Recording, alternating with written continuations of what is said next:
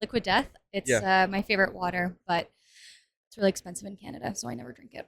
yeah. And the cool thing is, we will also talk about liquidity today. So, what a better sponsor there could be. With that being said, GM friends, and welcome back to another episode on the Friends Validator podcast. And if this is your first rodeo, I'm yours, Juri Maibaum, and this shows the hub that brings together crypto pioneers, exciting projects, and a thriving community. And we are recording this live at ETHDenver. I'm sitting here with Jelena, the co-founder and CEO of Noble. Jelena, good to have you on once again.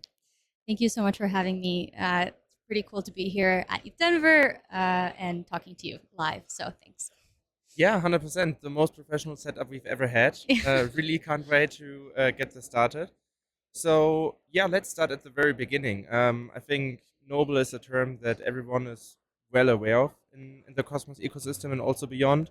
People know what Noble is kind of doing. So, on your website, the first thing you see is we are changing how stablecoins and other real world assets are issued on blockchains. So, can you elaborate a little bit more on this? So, what does this precisely mean? What were the lessons learned from the previous cycle? Yeah, how can we improve it with Noble?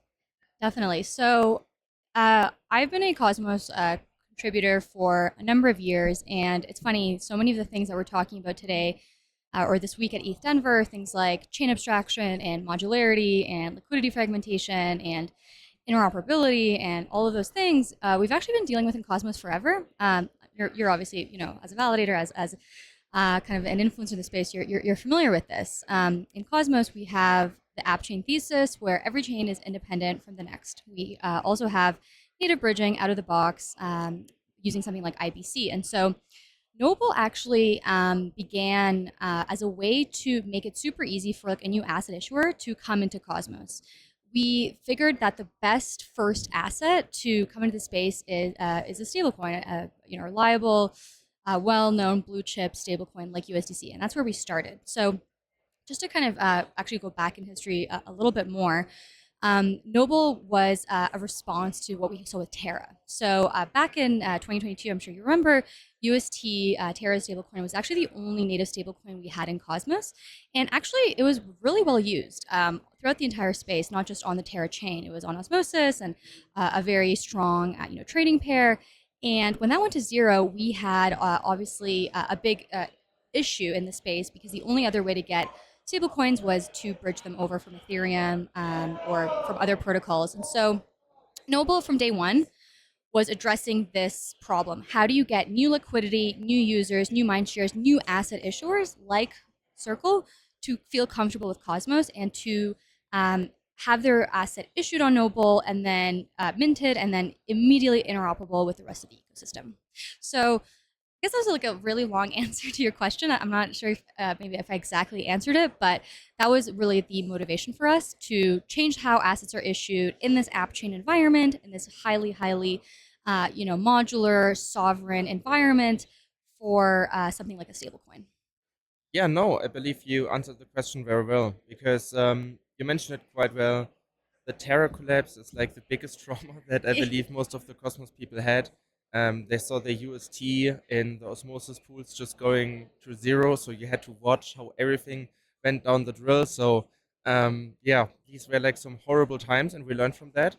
And yeah, so with Noble, I believe you also follow kind of a new narrative that says you talked a lot about the Cosmos ecosystem, but I think the Cosmos ecosystem also changed a lot towards projects that don't want to be called cosmonauts or being part of the Cosmos ecosystem, but just use the Cosmos stack, IBC, Cosmos SDK, Tendermint. So the mission right now is IBC everywhere, and we are the interchain and not the Cosmos ecosystem. What are your thoughts on that, and what approach is Noble following here? It's a really good question. Definitely for people kind of listening to this episode that are new to Cosmos or interested in building in Cosmos or even migrating their project, it can be very confusing, very complicated, very nuanced. Like even the question of what is Cosmos is very complicated, even for those that have been in the space for many years. Ultimately, as you said, it is a stack. So for us, we actually see IBC as like the killer sort of part of the stack that can actually connect Cosmos to Ethereum, Cosmos to Solana, Cosmos to layer twos of the world. And For us, we want to double down on that. I mean, we are very much born out of the Cosmos ecosystem. Again, we came up with the idea for Noble in 2022, so what feels like a very long time ago, but it really was born out of a Cosmos specific need. And that's great. And we fulfilled our mission. We wanted to support again the liquidity story in Cosmos. Like, how do you get a lot of liquidity into the space? How do you solve for liquidity fragmentation? We just want to help the ecosystem with those specific challenges, and we've done that. So, Osmosis, they're on the up and up as sort of the main DEX that people think of when they think of Cosmos. A lot of that has to do with the fact that there is native USDC in Cosmos, and a lot of that liquidity is actually being driven by that stablecoin, which is really amazing to see. But to your point, it's much bigger than Cosmos is much bigger than what's currently available. I'm constantly hearing of Ethereum projects looking to build a Cosmos app chain. I mean, DYDX was the first project, the first really well-known project from the Ethereum space that decided to build their chain, their platform on Cosmos. We're going to see more and more of that. So yeah, Cosmos is going to grow. I think it's going to look more like the interchain where everyone's just talking over IBC. They're still going to be using, all parts of the stack, not just IBC, things like Tendermint, Cosmos SDK. But I think that interchain vision is much bigger than the original kind of Cosmos vision. Yeah, completely aligned with that, and especially ETHDenver was very eye-opening for me personally because I just counted how many chains we now anticipate on launching on, and I realized, wow, in the next couple of months we will see a 2x on chains we will validate on because there's literally so many Cosmos chains I've never heard about before going to Denver. So 100%. But you mentioned something very important here, and this is liquidity fragmentation. This is also like something that has been a big pain point for people. Let's call it the interchain in the previous year. So can you reflect once again on the problem with liquidity fragmentations? I've heard a lot of Ethereum people criticizing that about the Cosmos. So yeah, can you like talk a little bit about that and how you aim to tackle this problem with Noble? Definitely. So it's funny. A lot of Ethereum people criticize liquidity fragmentation, but like realistically, the L2 trend is actually also like a part of that kind of challenge, like in terms of fragmenting liquidity. So I feel like again in Cosmos we've been dealing with liquidity fragmentation since like the very beginning, just because of how Cosmos as a network operates in terms of the sovereign sort of app chains interoperating with each other over IBC.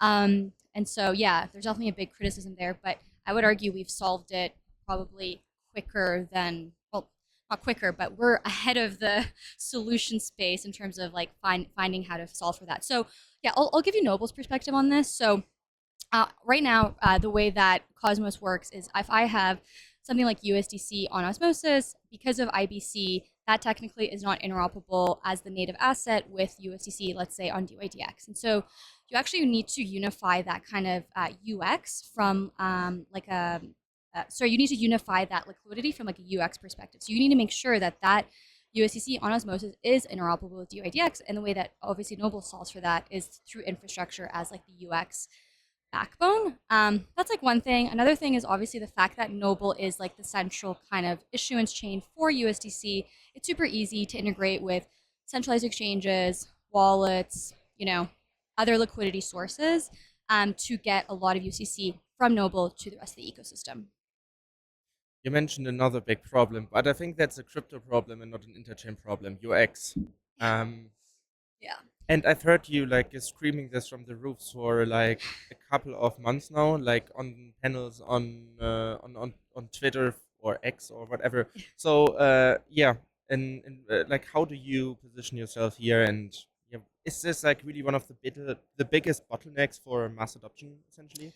Yeah, I mean, I think so. Like, I feel like, yeah, we've been talking about this for so long. The fact that there are dozens, if not, I don't know, hundreds of wrapped versions of stablecoins, whether that's USDC or Tether or something else, like, that's really complicated. Like, people don't understand necessarily, even in the IBC context, that, like, what I just described around the non native asset the native asset not being interoperable across chains unless you have something like Noble fixing that. Like people don't know that. So even like before Noble, before we had native USDC, we had bridged USDC, which was a decent, amount of liquidity, but because of how bridges work, like that's another UX hurdle to unwrap the asset, to redeem the asset, to actually know what you're holding because of how lock and mints work and how just generally bridging works and how redemptions work on bridges and things like this. So yeah, I mean,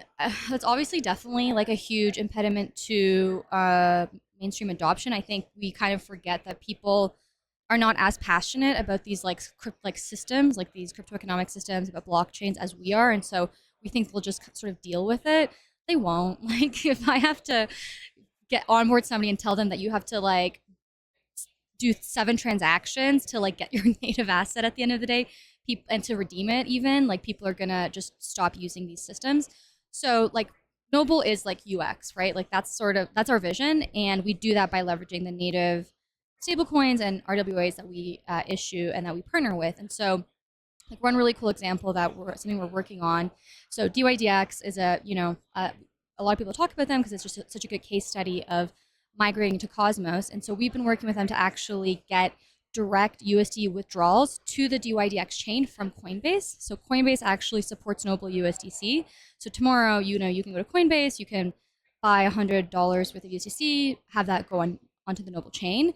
But what we can actually do with Noble is actually forward that or route that to the destination, so to something like DYDX. So you can go onto Coinbase, and instead of withdrawing to a Noble address, you can withdraw to DYDX. And Noble's the router, the kind of backend infrastructure that facilitates that, on chain. So we can do that because we use the Cosmos SDK, we use IBC, we are experts in that sense, and we can just make it really easy for the user. So you don't even know you're on Cosmos. Like if you really care about DYDX for some reason and you're just new to the space, you can simply withdraw to DYDX and now be on chain, and that's super cool. Yeah, and it's also something that we have talked about for years, IBC everywhere. So you from the get-go, you use IBC to bring your stables everywhere. But yeah, one note on that. So for me, like we played a little bit around with friends, how to build. We wanted to build a staking application essentially, where users can buy cryptocurrencies with their phone and immediately buy a couple of cryptocurrencies, like all of the Cosmos staking coins with stablecoin or with USD. But we realized that the number one problem actually like is to get like in order to get real people into DeFi or into crypto is like really this fiat on ramp trilemma, like how to get your real USD or real euro into crypto. So are you guys also working on that end? Because like USDC is still, so if you would tell someone what is USDC on the streets, if they're not in crypto, they don't know what USDC is Yeah. and maybe believe that it's not real money. So from that perspective, what do you think about all of the fiat on-ramp solutions and bottlenecks that we are facing today? It's a really good question. I mean, ultimately for us, it comes down to integration points. So, like something like Ethereum, USDC on Ethereum is actually pretty well integrated. Like dozens of exchanges, centralized exchanges support this. There's even like payments integrators that support this. So really, it's about actually going to these centralized exchanges and just like first of all promoting Cosmos and the Cosmos standards, such as IBC, such as the SDK, getting them familiar, and then really having those integration points. Um, I mean, yeah, definitely on ramping people into crypto with like fiat and these integrators, like it's important. But I would actually look at it also on the other end, which I'm like almost like more passionate about. I mean, I'm passionate about equally on both sides. But the other point is like, how do you use these as payments, like in the real world, right? So if I do have a bunch of gains or a bunch of USDC that or I have a bunch of gains, I swap that for USDC, now I have some USDC and I want to spend that, you can actually do that with Noble, which is super cool. So you can actually use this like payments card, this debit card that Cypher Wallet has actually created. They partnered up with MasterCard Debit to do this, and you can actually spend your USDC from Noble like in stores. And so like that's another thing too, just like showing people like it's not fake money because I just bought a coffee with it. I actually think that's like the cooler thing. Like it's really hard to like convince somebody, oh, like this is a real thing. Like I promise, like it's not fake. You should buy it. Like even if you have like a bunch of exchange integrations, right? But like the other part is, oh, I have the USDC. Maybe somebody gave it to me, whatever, like $5, and I can buy stuff with it. Like, okay, it must be real. So I think that's actually the cooler part. So how do we get like more payments? Like, things like invoicing. Even as a company, like, why are you using even fiat? Like at that point, you should be paying your expenses in crypto in a stable coin. So that's what I'm excited about. Yeah, interesting thought to view this from the other side of the table, especially because now it's possible, much more than 2 years ago, and B, people are also making money in crypto again. Yeah. So now people can also think about how to buy stuff in the real world with crypto. Do you have a cipher card?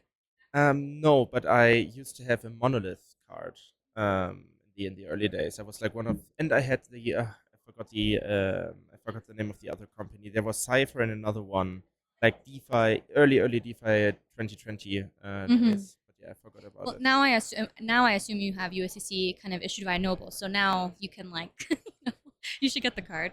Yeah, yeah, definitely. Like at least for the debit card. Yeah. But yeah, in regards to the tech, so prior to the interview, you said you can't talk much about it, or you can't share too much alpha about it. So right now, Noble is still running on the proof of authority consensus algorithm. Since you can't share like much more about it, yeah, just like to Yeah. reflect on that. When did this started? So why did you decided to start with this consensus algorithm? And are there generally any plans to switch that further down the road? Yeah. No, I'm very happy to talk about it. It just there's not too much new stuff I could share, but I can kind of explain how we're thinking about things. So, yeah, we originally launched with a proof of authority validator set. It is a Cosmos chain. We run Tendermint. We run, all the standard Cosmos software, but the consensus itself is derived from a proof of authority validator set, which means there is no inherent economic security to the chain, right? So if you have a standard proof of stake Cosmos chain, you have to have a token. That native token is used to compensate the validators, such as your validator. It's an incentive mechanism, and that's how you derive your economic security because the token, in theory, should accrue value. And then obviously the attack comes from, the attack vector comes from being able to acquire, a majority stake to attack the chain. And if you have enough stake, then you're secure. We all understand this. The reason that Noble launched as a proof of authority chain is because we want to go to market very quickly, and we are very, very ambitious for our security plans. So we don't intend to be a proof of authority chain forever. That's for sure.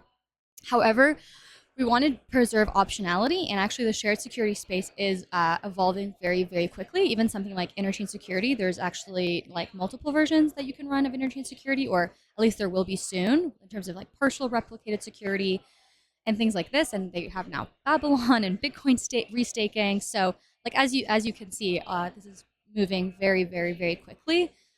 And so that's really where we're at. We're simply looking at the landscape. What's the best model?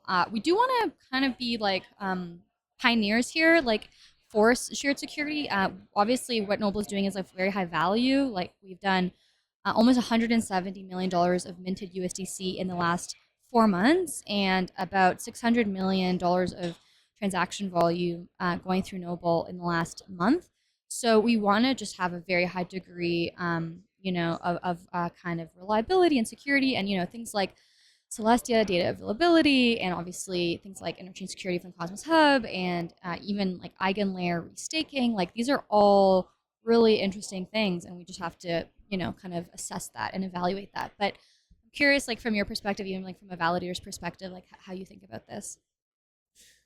Yeah, I think it makes a lot of sense because Noble was able to move very, very fast. I Yeah. mean, I've seen the numbers here. I just don't want to say something wrong, but it was on your Twitter. Yeah, $151 million in less than 4 months. Yeah, this is like these numbers are like very, very impressive. I think like to kickstart it, it definitely makes sense. And now we have so many different options actually with shared security plus interchain security. When we had this discussion back in Yeah. Medellin 2 years ago, interchain security wasn't really launched yet. There Yeah. was still like, hey, Stride will leverage it, maybe Quicksilver they step down. So yeah, totally agree on that. And yeah, now even interchain security matured. There are so many updates coming. So Yeah. yeah, that's actually very lovely to see. Yeah, and I mean, for us, we just again, we really want to preserve optionality. Like as you know, like in Cosmos, like especially for the early builders, like the thing that motivates them is like sovereignty, and like we definitely value our sovereignty. So again, like when you make that decision to like be secured by another asset, like what does that look like exactly? It's important to figure out. Yeah. And since we just talked about Medellin, in Medellin at Cosmoverse, you shared the news that USDC is coming to Cosmos. This was highly anticipated back then, or yeah, welcomed with a lot of excitement because most of the people just suffered a lot from the Terra collapse. So now that USDC is here, people got used to it very quickly as well. What other assets have been added since then, and which are coming soon? Yeah, so we really wanted to prove the model for Noble with USDC, and yes, we did see a very quick kind of spike and quick adoption, which like is what we wanted. So that's great. So yeah, we want to prove the model that Noble is UX. We can be this like interchain router for native assets coming into the space. We can be this like origin place for a bunch of liquidity coming into the space, so on and so forth. And so the next step is really bringing on more of those assets. So another one we recently announced, it's not yet live, but we're in the process of building it out. Should be going through an audit next month or so, is Hashnote. And Hashnote is the issuer behind something called USYC, which is a yield-bearing asset. It's effectively a tokenized treasury bill on chain. So, about 5.4% or so yield. And this is very different than a stablecoin. This is a security, right? There's like different regulatory frameworks, there's different compliance, there's a lot of different things we have to consider. But again, we want to prove the model now for RWAs that we can actually do this successfully, in Cosmos, and so in the interchain. So that's a new one. So it's broadly, a real world asset, tokenized treasury bills. That's really exciting. We're also working with a company out of Japan to actually do like yen-backed stablecoins, and Japan's a really exciting place. Just in general, like in terms of like their like economy and like they're so we want to also kind of branch out into like non-USD stablecoins as well. We're also talking to European people to do euro-backed stablecoins issuers. There's a couple that are the more well-known ones that we could do. So definitely more where that came from, and kind of in the process of building out a lot of that infrastructure.